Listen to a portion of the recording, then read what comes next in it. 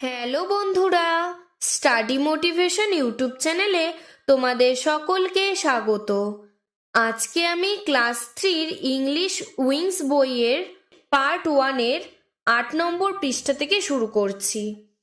এর আগের পৃষ্ঠাগুলো আমি করে দিয়েছি, ভিডিওর ডেসক্রিপশনে লিংক দেওয়া আছে এবং প্লেলিস্টও করে দেওয়া আছে, তোমরা সেখান থেকে দেখে নিও। 8 নম্বর পৃষ্ঠায় সবার ওপরে দেখো লেখা রয়েছে activity 10, feel in the blanks with she or he. মানে শি মানে সে, হি মানেও সে। শি এই সেটি বোঝায় মেয়েদের ক্ষেত্রে এবং হি এখানে এই সেটি বোঝায় ছেলেদের ক্ষেত্রে। যখন আমরা কোনো মেয়ের সম্বন্ধে বলবো তখন লিখব শি এবং ছেলের সম্বন্ধে বললে তখন লিখব he. One is done for you, একটি তোমার জন্য করে দেওয়া হলো।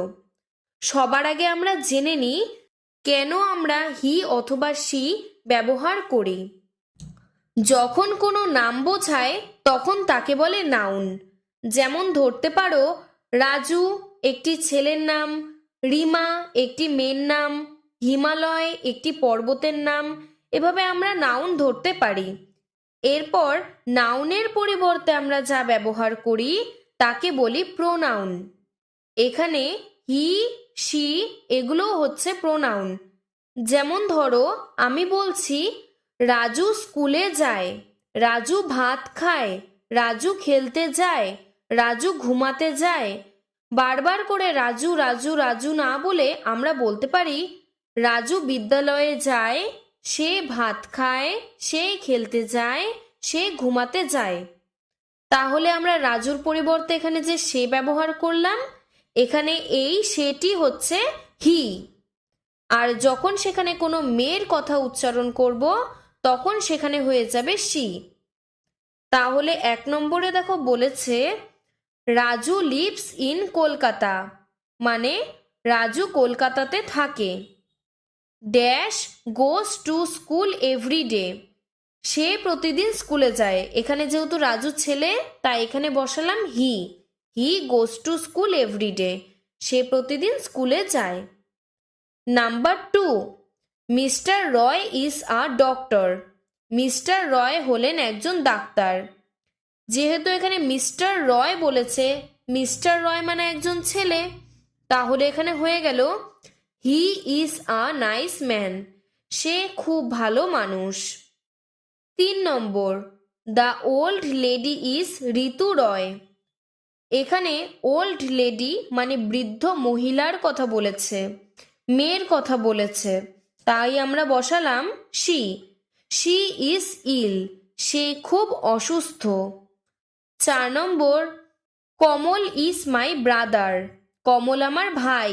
তার মানে এখানে ছেলের কথা বলেছে, তাই লিখলাম হি। হি হ্যাজ এ সাইকেল, তার একটি সাইকেল আছে। 5 number, Aparna is my sister, Aparna আমার বোন। অপর্ণা যেহেতু মেয়ে তাই এখানে বসালাম she. She has a red pen, তার একটি লাল পেন আছে। এরপরে অ্যাক্টিভিটি 11-এ দেখো কি বলেছে, choose the right word from the help box and fill in the blanks. নিচে তোমাদের হেল্প বক্স করে দেওয়া রয়েছে, সেই হেল্প বক্স থেকে সঠিক শব্দটি নিয়ে শূন্যস্থানটি পূরণ করো। One is done for you, একটি তোমার জন্য করে দেওয়া হলো। এখানে আমি সবগুলোই করে দিয়েছি এবং এই হেল্প বক্সে যে শব্দগুলো রয়েছে সেগুলোর মানেও কি তাও পাশে লিখে দিয়েছি। Number 1, the fan is above my head, ফ্যানটি আমাদের মাথার উপরে রয়েছে। অ্যাভাভ মানে উপরে। যখন কোনো কিছু উপরে থাকে অথচ স্পর্শ করে থাকে না তখন আমরা সেখানে অ্যাভাভ বসাই। যেমন ধরো সূর্য আমাদের মাথার অনেক উপরে, স্পর্শ করে থাকে না, তখনও আমরা কিন্তু অ্যাভাভ বসাবো। ফ্যান, ফ্যান আমাদের মাথার অনেক উপরে থাকে, তখন আমরা কিন্তু অ্যাভাভ বসাবো। অথচ যদি একটি টেবিলের ওপরে একটি পেন রাখা থাকে তখন কিন্তু পেনটিও টেবিলের ওপরেই থাকে, কিন্তু তখন আমরা অ্যাভাব বসাবো না, কারণ পেনটি টেবিলের সাথে স্পর্শ করে রয়েছে, তখন আমরা সেখানে অন বসাবো। Number 2, the pen is in the box. পেনটি বক্সের মধ্যে রয়েছে, ইন মানে মধ্যে। নাম্বার 3, দ্য বোতল ইজ বিলো দ্য টেবিল। বোতলটি টেবিলের নিচে রয়েছে, বিলো মানে নিচে। Number 4, the duster is on the table. ডাস্টারটি টেবিলের উপরে রয়েছে, এখানেও দেখো ওপরেই রয়েছে, যেহেতু স্পর্শ করে রয়েছে তাই আমরা লিখেছি on. Number 5, the bag is in front of the girl. ব্যাগটি মেয়েটির সামনে রয়েছে, ইন ফ্রন্ট অফ মানে সামনে। Number 6, the board is behind the chair. বোর্ডটি চেয়ারের পিছনে রয়েছে, পিছনে মানে behind. Number 7, the tree is beside the house. গাছটি বাড়ির পাশে আছে, বিসাইড মানে পাশে। এরপরে অ্যাক্টিভিটি 12-এ দেখো বলেছে arrange the words to make sentence. এখানে নিচে অনেকগুলো শব্দ দেওয়া রয়েছে কিন্তু উল্টাপাল্টা করে, তোমাদের এই শব্দগুলোকে সঠিকভাবে সাজাতে হবে। 1 ইজ ডান ফর ইউ, একটি তোমাদের জন্য করে দেওয়া আছে। নাম্বার 1-এ দিয়েছে আর বুকস দিস, তাহলে সঠিকভাবে লিখলে হবে দিস আর বুকস, মানে এইগুলো হয় বই বা এইগুলো বই। নাম্বার 2 সঠিকভাবে লিখলে হবে দ্যাট ইজ এ ক্লক, মানে ওটা একটি ঘড়ি। Number 3 this is an orange, এটি একটি কমলা লেবু। অরেঞ্জ, অরেঞ্জের ওটা কিন্তু ভাওয়েল, তার জন্য আমরা এর পরিবর্তে অ্যান লিখেছি।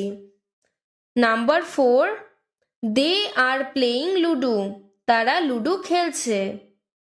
Number 5 we go to school every day, আমরা প্রতিদিন স্কুলে যাই।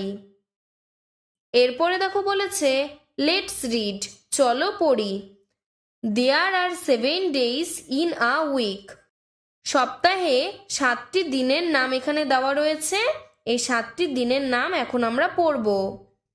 মানডে, মানডে মানে সোমবার।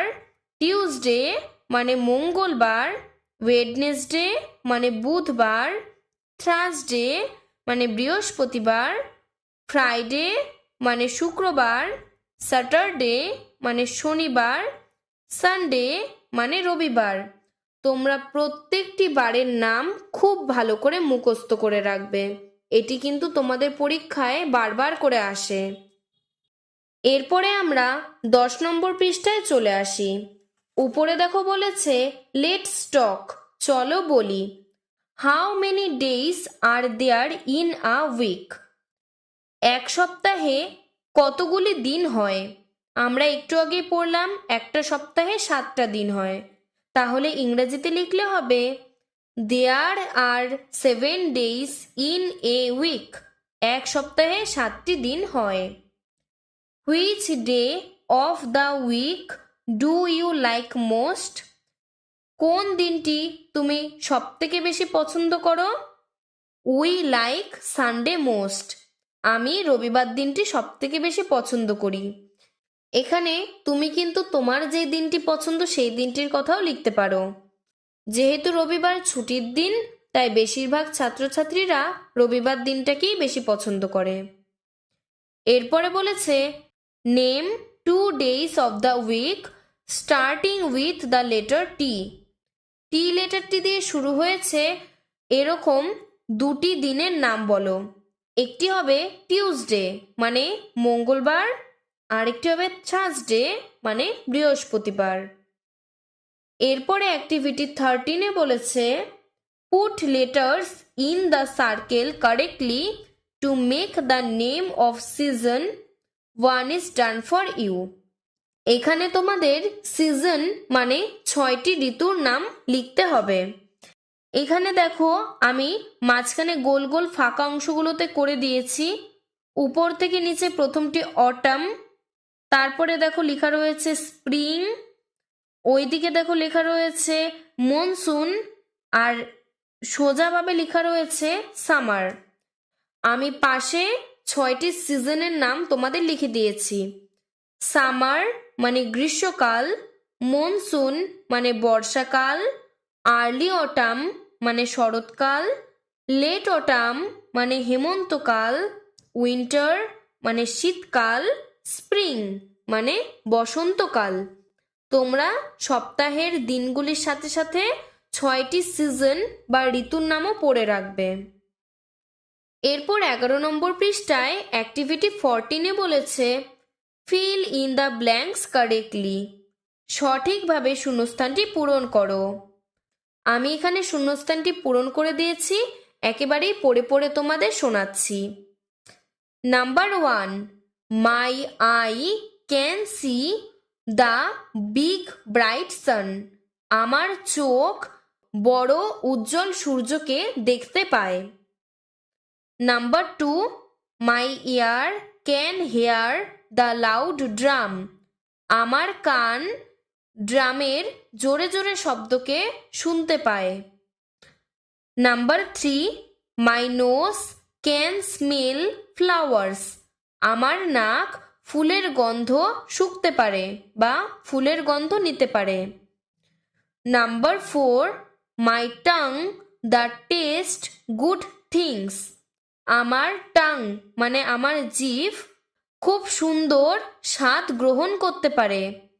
Number 5, I have 2 hands and 10 fingers, আমার 2টি হাত এবং 10টি আঙ্গুল রয়েছে। এক একটি হাতে 5টা করে আঙ্গুল, মানে দুটো হাতে 5 দুগুণে 10টা আঙ্গুল। Number 6, I have many hair, আমার অনেকগুলি চুল আছে। Number 7, the colour of my hair is black, আমার চুলের রং কালো।